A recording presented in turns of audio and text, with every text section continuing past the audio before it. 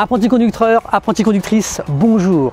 Tu te sens prêt pour l'examen et tu passes bientôt ton permis de conduire? Attends, tout doux, car dans cette vidéo, on va voir ensemble l'histoire vraie de deux de mes anciens élèves. Un qui a obtenu son permis et l'autre qui malheureusement a échoué. Et on va essayer de comprendre pourquoi. Pour ceux qui ne me connaissent pas, je m'appelle Nassim, je suis enseignant de la conduite chez Roule Raoul Auto-École. Et comme à ton habitude, à la fin de cette vidéo, tu te rapprocheras un peu plus de ton permis de conduire. Mais juste avant, les génériques.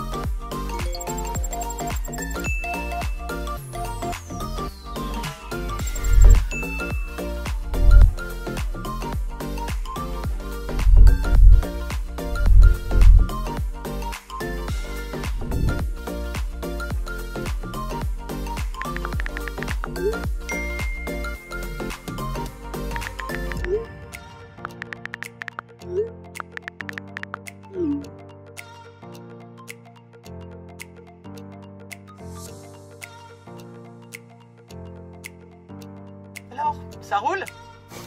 Ça roule. Alors, juste avant de te raconter l'histoire de l'élève A et de l'élève B, j'aimerais te montrer en vidéo quelles sont les erreurs éliminatoires les plus courantes. Il y a deux types d'interventions, les interventions physiques et verbales. Les interventions physiques, c'est quand l'examinateur récupère ton frein et ou ton volant. Et c'est éliminatoire d'emblée. En cas de refus de s'arrêter à un feu rouge ou orange, quand il n'y a aucun risque de collision par l'arrière. Bah alors monsieur, le feu il est orange. Il n'y a personne derrière en plus. L'écoute pas, appuie sur l'accélérateur. Franchement les gars, c'est pas bien, il passe son permis. Ta gueule, connard. connard. En cas de refus de s'arrêter pour laisser passer un usager prioritaire, véhicule, cycliste, motocycliste ou encore piéton. Bah alors monsieur, le piéton, faut s'arrêter, faut céder le passage. Et moi, connard? Et ma coupe?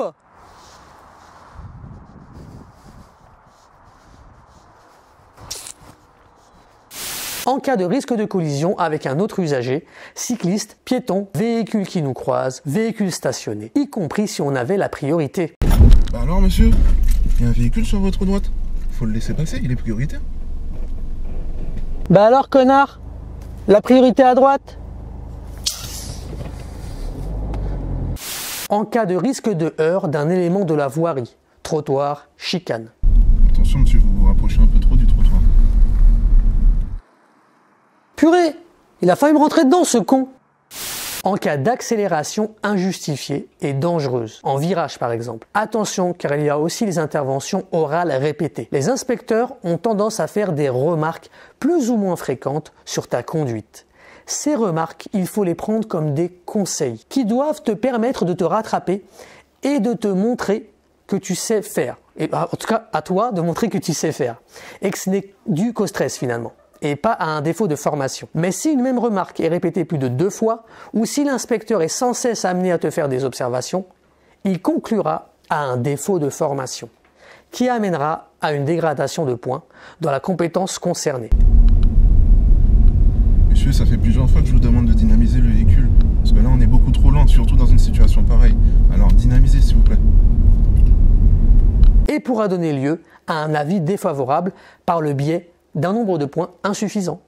Les remarques les plus courantes sont celles qui concernent les clignotants, les contrôles dans les angles morts. Monsieur, pensez à regarder votre angle mort justement. Il y a quelqu'un sur votre droite. Un peu moins souvent, le candidat aura des observations sur sa trajectoire, son allure ou ses espaces latéraux de sécurité. Alors attention au véhicule sur le côté droit, il est stationné, il est mal garé. Il empiète sur la chaussée, attention je vous dis. Cela dit, ces dernières interventions verbales sont à la limite de la faute éliminatoire.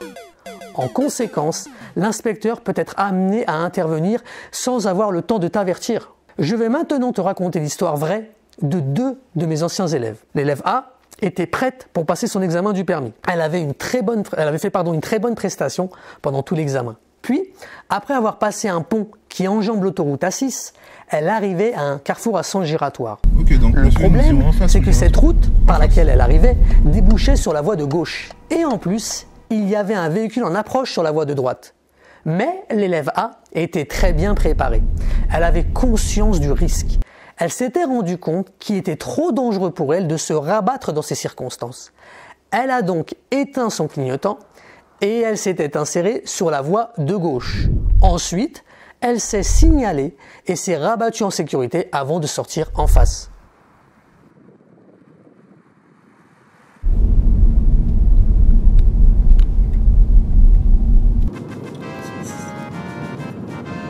Maintenant, c'est au tour de l'élève B. Et voici exactement comment cela s'est passé.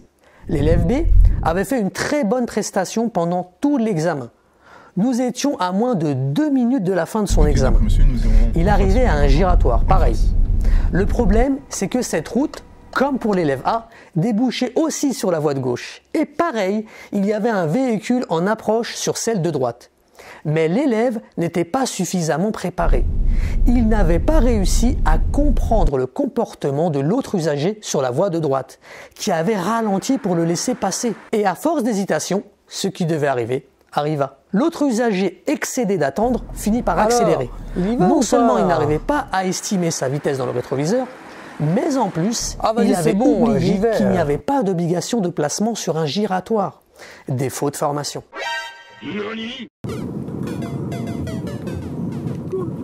Alors oui, tu vas sans doute me dire que c'est simple à comprendre, mais c'est très difficile à réaliser le jour d'un examen si tu n'es pas prêt, car le stress entre en jeu. Et l'élève B, celui qui a échoué, il n'était pas plus en stress que l'élève A, qui elle a réussi. C'était son deuxième passage à l'élève B, son deuxième passage de l'examen bien sûr. Alors que pour l'élève A, c'était son 4e passage. Lequel des deux était le plus stressé à ton avis? Et l'inspecteur, que tu redoutes tant, il est obligé d'être intransigeant et impassible, car il doit maintenir ce niveau de pression pour être sûr que tu es apte à conduire en autonomie. Car je te garantis que si tu n'es pas capable de te sortir de cette situation, comme l'élève A l'a fait, eh bien avec ton permis en poche, c'est sûr, tu vas commettre une grosse infraction et sans doute un accident. La seule réponse à laquelle tente de répondre l'inspecteur le jour de l'examen, c'est « a-t-il ou a-t-elle conscience du risque ?» Alors oui, l'élève A, c'était son 4e passage de permis. Et je ne te souhaite pas d'obtenir ton permis en autant de fois. Mais elle avait une conduite impeccable. C'était le temps qu'il lui fallait pour acquérir cette conscience du risque. Aujourd'hui, je peux te garantir que je serai prêt à monter avec elle comme passager, les yeux fermés. Car je sais que maintenant, c'est une excellente conductrice. Ce n'est pas le nombre de fois où tu l'as passé qui compte, mais le niveau de conscience du risque que tu as en l'obtenant. Et je vais te dire même mieux. Ce jour-là, juste avant qu'elle sorte du centre d'examen, l'élève A, souviens-toi, celle qui a obtenu son permis, son pied avait glissé sur la pédale de frein. Et c'est l'inspecteur qui a dû freiner à sa place pour ne pas qu'on aille se planter dans la barrière électrique. Fallait voir la tête que j'ai faite. Ça va, monsieur, à l'arrière? Oui, ça va, merci. Alors oui, l'examen ne commence qu'après la sortie du centre. Mais je te garantis que si elle n'avait pas eu une conduite aussi irréprochable, elle n'aurait jamais eu son permis. Te rends-tu compte du signal qu'elle envoie juste avant de démarrer? Alors bien que tu aies ton permis du premier coup, tu souhaites t'en vanter ou survivre à ton trajet automobile? Demande à tous ceux qui sont morts dans un accident de voiture et qui sont entre 4 planches à l'heure où on parle. Pour la plupart, ils ont certainement eu leur permis du premier coup, mais ils n'avaient pas suffisamment conscience du risque. Voilà pourquoi aujourd'hui, ils ne sont plus parmi nous. C'est une triste réalité, mais c'est notre réalité à tous. Avec ton permis en poche, tu seras encore en danger pendant ta période probatoire. Pourquoi? Parce que tu n'as pas encore la capacité d'analyser toutes les situations de conduite. Tu n'es pas capable encore d'anticiper toutes les erreurs des autres. Et oui, parce qu'être un conducteur responsable, ce n'est pas seulement respecter le code de la route, c'est pas les bisounours dehors, gars. Un bon conducteur est en capacité d'absorber l'erreur des autres. C'est là toute la difficulté de bien conduire. N'oublie jamais, un bon conducteur ne signe pas de constat. Pas comme moi en tout cas il y a quelques mois en arrière. D'ailleurs, le lien vers cette vidéo, j'avais fait un accident. Il est juste au-dessus. Si tu n'as pas vu, je t'invite à le faire maintenant. Voilà. C'était Nassim de chez Roule Raoul Auto-École. J'espère que cette vidéo t'a plu. Si c'est le cas, mets un pouce vers le haut et n'oublie pas de t'abonner à notre chaîne en activant les notifications pour être informé des prochaines vidéos qui arriveront. N'oublie pas, Roule Raoul, c'est le code de la route et la conduite ou le pack permis plus code. Voilà. Et n'oublie jamais, si tu passes ton permis de conduire, passe-le avec Roule Raoul Auto-École. À très vite.